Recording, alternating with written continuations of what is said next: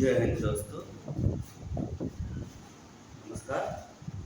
आज से मैं अपना यूपीएससी का लेक्चर स्टार्ट करने जा रहा हूँ।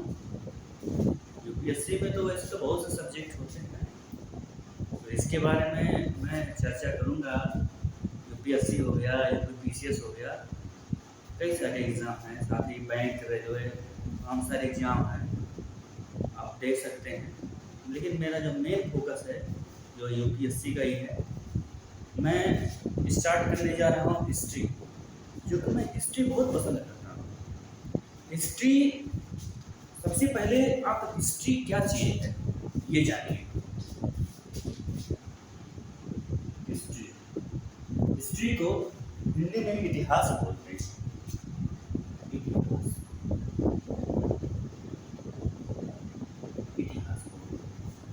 अच्छा, इतिहास का मतलब होता है अतीत को एक वैज्ञानिक तरीके से अध्ययन करना इतिहास कहलाता है। तो इतिहास का मतलब क्या होता है? इतिहास बराबर होता है अतीत और प्लस वैज्ञानिक तरीकों से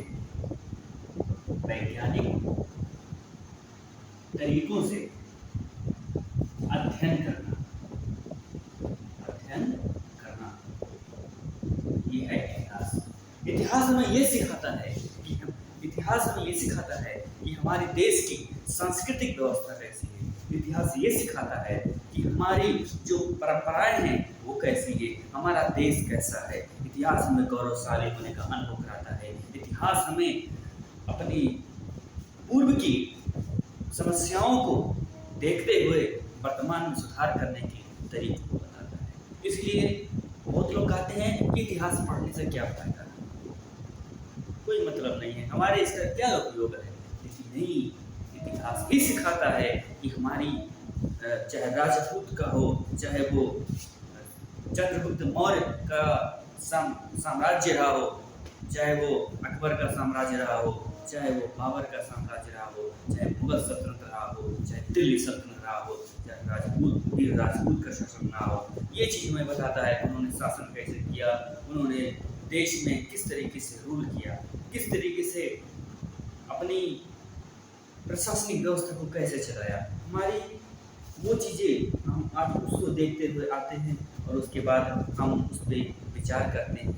और इतिहास, कुछ परंपराएं तो आज भी इतिहास की चली आ रही है, जैसे पंचायती व्यवस्था तो हमारे मतलब काफ़ी सालों से रहा है ना। 200-400-500 सालों से पहले लोग पंचायत हुआ करते थे, लोग शासन करते थे, लोग आपस में समस्याओं के मिलजुल कर उसका सुलह कर लेते थे, समझौता करते थे, आपस में उसको समस्याओं को सुलझा लेते थे। इसलिए इतिहास तो वैसे भी अध्ययन का उसका बहुत बड़ा स्कोप है, कहाँ से मुझे अध्ययन करना है।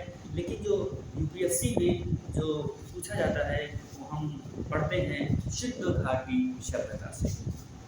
ये प्राचीन इतिहास में आता है। वैसे इतिहास के 3 भाग हैं। इतिहास के 3 भाग होते हैं। अध्ययन की सुविधा के दृष्टिकोण को रखते हुए इतिहास को 3 भागों में पढ़ते हैं। पहला होता है प्राचीन इतिहास। हम जो पढ़ रहे हैं हमारा है यूपीएससी प्राचीन इतिहास। दूसरा है मध्यकालीन इतिहास, और तीसरा हम पढ़ते हैं वर्तमान में हम आधुनिक इतिहास।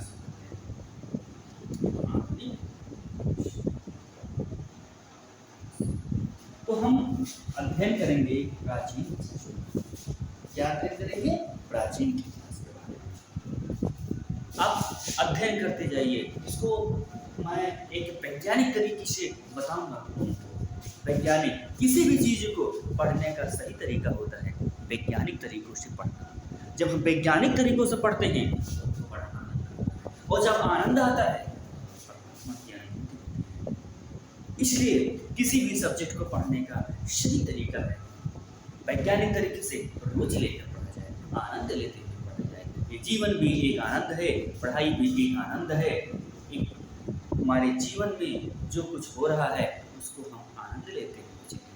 क्योंकि ये हमारा एक सफ़र है, ना कि हम एक परमानेंट रहने वाले हैं। मैं इसी पर एक छोटा सा मैं एक शेर बता देता हूँ। जनरल हो या मेजर कर्नल, जनरल हो या मेजर कर्नल, राष्ट्रपति हो या प्रधानमंत्री हो, यहाँ कोई परमानेंट नहीं, कोई परमानेंट नहीं। इसलिए हमें काफ़ी धैर्य रखना पड़ता है, काफ़ी साहस का परिचय। आपकी हार होगी, आपके हार पे लोग हंसेंगे, लेकिन उस चुनौतियों से लड़ना है, वो हार को स्वीकार करना है और मुस्कुराते हुए हम विजय के पथ पर बढ़ते जाएंगे। तो हम क्या पढ़ने जा रहे हैं? सिंधु घाटी सभ्यता। हमारा है सिंधु घाटी सभ्यता, सिंधु घाटी। इसको हम बोलते हैं इंडस वैली सिविलाइजेशन। क्या बोलते हैं? वैसे देखा जाए हमारी जो भारत की सभ्यता है पुरानी, बहुत ही पुरानी है। ये जो रोमन सभ्यता से उसके समकालीन लगभग है। विश्व के सभ्यताओं में सबसे महान सभ्यताओं में गिना जाता है सिंधु घाटी की सभ्यता। तो ये सिंधु घाटी की सभ्यता में लगभग इसका है 2650 ईसा पूर्व। 2600 मतलब आज के लगभग 5000 साल पहले। अभी भी देखिए गांव में जा देख लीजिए, सड़कें शुद्ध नहीं है, लाइट अभी भी इस वर्तमान परिप्रेक्ष्य में देखा जाए तो कुछ गांव में, जैसे बिहार में चले जाइए, छत्तीसगढ़ में चले जाइए, कहीं भी आप देख लीजिए कुछ ऐसे बैकवर्ड मिलेंगे जहाँ तो ना तो लाइट की प्रॉपर सुविधा मिल पाती है, ना तो सड़कें मिल पाती हैं, ना तो पक्के मकान सही से मिल पाते हैं। लेकिन आज के 5000 साल पहले सिंधु घाटी सभ्यता में सड़कें हुआ करती थी, मकान पक्की हुआ करते थे, नालियाँ बनी होती थी, नालियों में चैम्बर लगे होते थे, लाइटिंग की व्यवस्था थी, एक प्रशासनिक कुशलता जो आज नगर पालिका है उस समय होते थे। ये सिंधु घाटी सभ्यता है कहाँ? ये हमारा सिंधु से नाम पता है कि सिंधु नदी की सहायक नदियों के आसपास विकसित होने वाली सभ्यता है। मतलब पाकिस्तान के और भारत के जो सिंधु नदी है, सिंधु, झेलम, चिनाब, रावी, ब्यास, सतलज, इस एरिया में, वैसे तो उत्तर प्रदेश के आलमगीरपुर तक, कश्मीर तक और उसके बाद गुजरात तक, राजस्थान तक, ये सिंधु घाटी सभ्यता इस तरह की इतनी महान सभ्यताएं इसलिए आप पढ़ेंगे इतना बढ़िया सभ्यता था, इतना विकसित सभ्यताएं थी।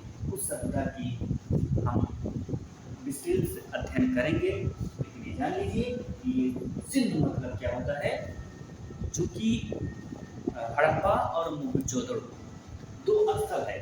सिंधु की सहायक नदियाँ हैं, क्या है? सिंधु, झेलम, चेनाब, रावी, ब्यास, सतलज, उसके आसपास सिंधु नदी के आसपास ये सभ्यताएं विकसित हुई हैं, इसलिए इसे सिंधु कहते हैं। सिंधु घाटी आसपास और सभ्यता मतलब जो वहाँ की 5000 साल पहले। वैसे सभ्यता और संस्कृति में अंतर भी होता है, लेकिन हमारा पहला वीडियो है इसलिए मैं छोटा सा शुरुआत करूँगा। तो नेक्स्ट वीडियो में मिलेंगे। तब तक मैंने आपको इस छोटा सा लेक्चर के माध्यम से बताया है, कुछ इंटरेस्टिंग चीज़ें आपको बताऊंगा मैं। तब तक ठीक है, कोशिश करते रहिए, हिम्मत मत हारिए। कौन कहता है कि आसमान में सुराख नहीं हो सकता है, तेरा तबीयत से एक पत्थर उछाल गिरे। ये देश है वीर जवानों का, अलबेलों का, मस्तानों का, इस देश के अरब का।